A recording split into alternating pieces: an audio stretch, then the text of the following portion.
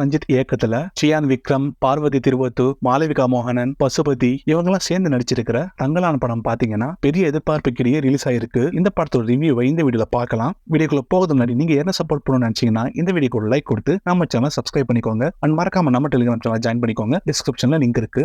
இந்த படத்தோட ஸ்டோரி என்னன்னு பாத்தீங்கன்னா, இந்த கதை பாத்தீங்கன்னா 18ஆம் நூற்றாண்டுல நடக்கிற மாதிரி காட்டியிருக்காங்க. நார்த் ஆர்காடு பகுதியில சியான் விக்ரம் மற்றும் அவங்களோட மக்கள் பாத்தீங்கன்னா ஒரு காரணத்துக்காக அவங்க சொந்த நிலத்திலேயே அடிமையா வேலை செஞ்சு அவங்க வாழ்வியல நடத்திட்டு இருக்காங்க. இந்த பகுதியில பாத்தீங்கன்னா தங்கம் புதஞ்சு இருக்கு அப்படின்னு சொல்லி ரொம்ப வருஷமாவே சொல்லப்படுது. இந்த மாதிரி ஒரு சிச்சுவேஷன்ல இந்த இடத்துக்கு ஒரு பிரிட்டிஷ் வராரு. அவர் இந்த மக்களுக்கு ஒரு ஆஃபர் கொடுக்குறாரு. என்னன்னு பாத்தீங்கன்னா, என் கூட சேர்ந்து தங்கத்தை தேடி எடுத்து கொடுத்தீங்கன்னா உங்க நிலத்தை எல்லாம் நான் திருப்பி வாங்கி கொடுக்குறேன் அப்படின்னு சொல்லி ஆஃபர் பண்றாரு. சியான் விக்ரமும் அவங்க மக்களும் பாத்தீங்கன்னா இந்த ஆஃபரை ஏத்துக்கிறாங்க. அதுக்காக தங்கத்தை தேடி அந்த பிரிட்டனும் சியான் விக்ரமோட கேங்கும் கேஜிஎஃப்க்கு தங்கத்தை தேடி போறாங்க. அப்படி அவங்கள தங்கம் தேட விடாம ஆரத்தி அப்படிங்கிற ஒரு கேரக்டர் பாத்தீங்கன்னா தடுக்குது. இதன் விளைவாக அந்த மக்களுக்கு ஏற்பட்ட சம்பவங்களும், இந்த ஆரத்தி அப்படிங்கிற கேரக்டர் யாரு, இந்த தங்கலான் யாரு, இதெல்லாம் தாண்டி அவங்க தங்கம் எடுத்தாங்களா இல்லையா அப்படிங்கிறது தான் இந்த படத்தோட ஃபுல் ஸ்டோரி. இந்த படத்தோட பாசிட்டிவ்ஸ் என்னன்னு சொல்லி பார்த்தீங்கன்னா, கண்டிப்பா சியான் விக்ரம் தான். இவர் ஒரு நடிப்பின் ராவணன். இந்த தங்கலான் கேரக்டரா அவர் வாழ்ந்திருக்காரு. அந்த அளவுக்கு அவரோட மேக்கப் ஆகட்டும், பாடி லாங்குவேஜ் ஆகட்டும், ஈவன் அவரை நடக்கிற ஸ்டைல் ஆகட்டும்,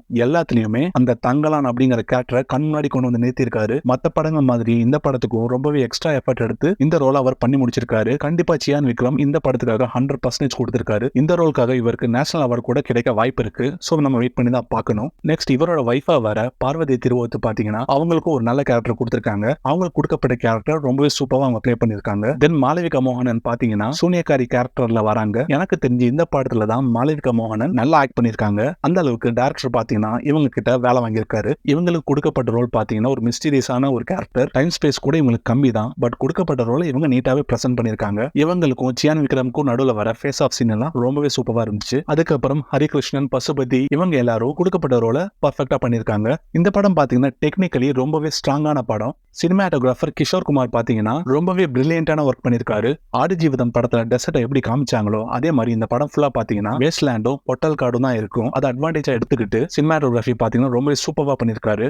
தென் இந்த படத்துக்கு ஆர்ட் ஒர்க் பண்ண எஸ் மூர்த்தி பாத்தீங்கன்னா 18th செஞ்சுரி அப்படி நம்ம கண் முன்னாடி கொண்டு வந்து காட்டிட்டாருன்னா சொல்லணும். அந்த அளவுக்கு அந்த செட்டும் அந்த மக்களோட வாழ்வியலையும் ரொம்பவே சூப்பரா அவரோட செட் ஒர்க் பாத்தீங்கன்னா நமக்கு இந்த படத்துல காட்டி இருக்கு. தென் இந்த படத்துல பாத்தீங்கன்னா ஒரு சில sequence past and present travel ஆயிட்டே இருக்கும். அந்த இடத்துல எல்லாம் எடிட்டர் செல்வா ஆர்கே பாத்தீங்கன்னா ரொம்பவே சூப்பரான ஒர்க் பண்ணிருக்காரு. எடிட்டிங்கும் இந்த படத்துக்கு ஒரு அட்வான்டேஜ் தான் சொல்லணும். தென் இந்த படத்தோட music director GV Prakash Kumar. Songs பார்க்கும்போது 2 சாங்ஸ் ஆல்ரெடி ரொம்பவே சூப்பரா இருந்துச்சு. அதை நம்மளும் கேட்டிருப்போம். மேனாமினிக்கு சாங் பாத்தீங்கன்னா வீடியோ பாக்குறதுக்கு அவ்வளவு சூப்பரா இருந்துச்சு. தென் பிஜிஎம்னு பார்த்தா டைட்டில் கார்டுல இருந்து என் கார்டு வரைக்குமே இவரோட மியூசிக் 100% கொடுத்திருக்காருன்னு சொல்லணும். தென் இந்த படத்தோட டைரக்டர் ரஞ்சித். இவர் படங்கள் பாக்குற எல்லாருக்கும் தெரியும். இவர் பேசுற பாலிடிக்ஸ் பாத்தீங்கன்னா இந்த படத்துலயும் இருக்கு. ரொம்பவே ஸ்ட்ராங்காவே இருக்கு. பட் அது யூஸ்வலான டைம்ல சொல்லாம ஒரு 18th செஞ்சுரியில் நடக்கிற ஸ்டோரி மாதிரி சொன்னது ஒரு பிரில்லியன்டான ஐடியான்னு சொல்லணும். ஓகே, இப்போ இந்த படத்தோட நெகட்டிவ்ஸ் என்னன்னு சொல்லி பார்க்கலாம். இந்த படம் பாத்தீங்கன்னா ஃபர்ஸ்ட் ஹாஃபும் சரி செகண்ட் ஹாஃபும் சரி கொஞ்சம் ஸ்லோவா தான் போகுது. அதுவும் செகண்ட் ஹாஃப்ல பாத்தீங்கன்னா ஒரு கட்டத்துக்கு மேல இந்த கதை நகராம ஒரே இடத்துல நிக்குது. அதுக்கப்புறம் மூவ் ஆகவே ரொம்ப லேட் ஆகும். அந்த டைம்லலாம்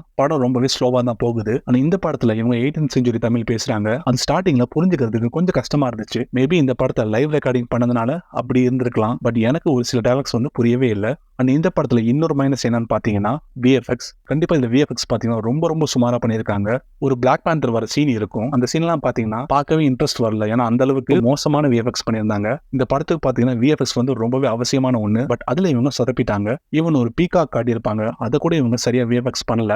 டைரக்டர் ரஞ்சித்தோட ரைட்டிங் அண்ட் மேக்கிங் ரெண்டுமே குவாலிட்டியா இருக்கும். இந்த தடவை அவரோட ரைட்டிங் பாத்தீங்கன்னா கொஞ்சம் சதிக்கிடுச்சுன்னு தான் சொல்லணும். இவரோட ப்ரீவியஸ் படமான சார்பட்டா பரம்பரை பாத்தீங்கன்னா one of the best written movie of Indian cinema அப்படின்னு சொல்லுவேன். அந்த அளவுக்கு சூப்பரான ரைட்டிங் இருக்கும் அந்த படத்துல. அந்த மாதிரி ஒரு ரைட்டிங் இந்த படத்துல மிஸ் ஆயிடுச்சு. படத்துல பாத்தீங்கன்னா ஒரு எமோஷனல் கனெக்ட் இல்லன்னு தான் சொல்லணும். அதுக்கு ரீசன் இவரோட ரைட்டிங் கொஞ்சம் சுமாரா போயிடுச்சு. அபார்ட் ஃப்ரம் திஸ் இந்த படத்துல இவங்க சொல்ல வந்ததை டீசெண்டா தான் சொல்லி முடிச்சிருக்காங்க. ஓவராலா பாத்தீங்கன்னா இந்த படம் ஸ்லோவா போனாலும் ஒன் டைம் வாட்சபிள் தான். கண்டிப்பா விக்ரம்காகவும் இந்த பிளாட்காகவும் ஒரு டைம் தாராளமா இந்த படத்தை பார்க்கலாம். சோ எத்தனை பேர் இந்த படத்தை தேட்டர்ல பார்க்க போறீங்க இல்ல ஓடிடிக்காக வெயிட் பண்ண போறீங்களா அப்படின்னு சொல்லி கமெண்ட்ல சொல்லுங்க. அவ்வளவுதான் கைஸ். இந்த வீடியோ உங்களுக்கு பிடிச்சிருந்தா லைக் அண்ட் கமெண்ட் பண்ணி உங்க ஃப்ரெண்ட்ஸோட ஷேர் பண்ணுங்க. மறக்காம நம்ம சேனலை சப்ஸ்கிரைப் பண்ணிக்கோங்க.